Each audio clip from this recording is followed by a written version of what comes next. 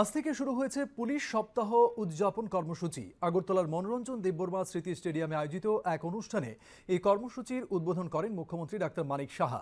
একটি প্রতিবেদন।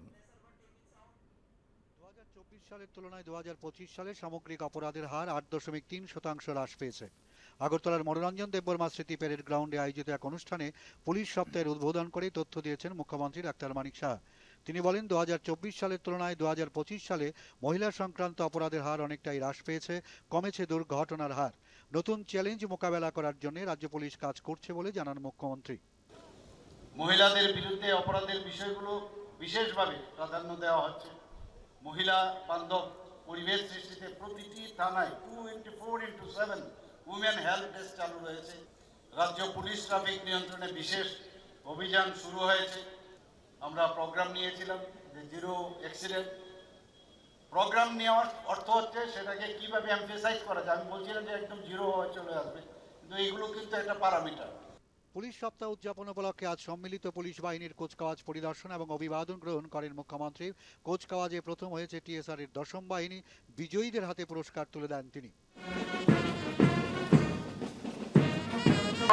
নেতৃত্বে হোমগার্ড কিশোর জমাতিয়া আজকের কুচকাওয়াজে অংশগ্রহণ করেছে মোট 3টি ব্যান্ড প্লাটুন।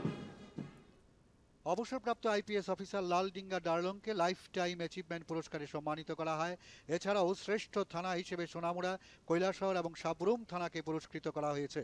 সেরা তদন্তকারী পুলিশ অফিসারের পুরস্কার পেয়েছেন বটতলা ফাঁড়ির ওসি শুভ্রজিৎ দে।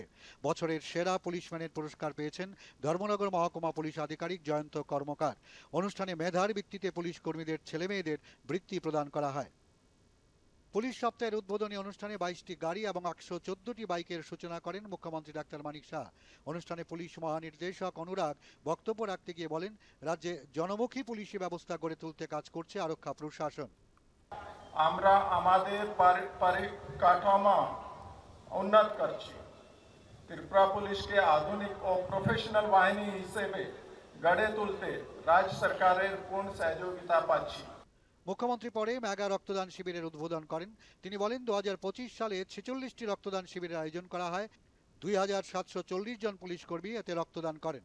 2025 সালে এখন পর্যন্ত এই যে আমাদের পুলিশ বাহিনী আছে তারা 46টির মতো রক্তদান, এই যে ফিলোন্থ্রপিক ওনার পুলিশিং ব্যবস্থা বা অন্যান্য কাজকর্ম করছেন, পাশাপাশি এই ধরনের ফিলোন্থ্রপিক ওয়ার্কও করছেন।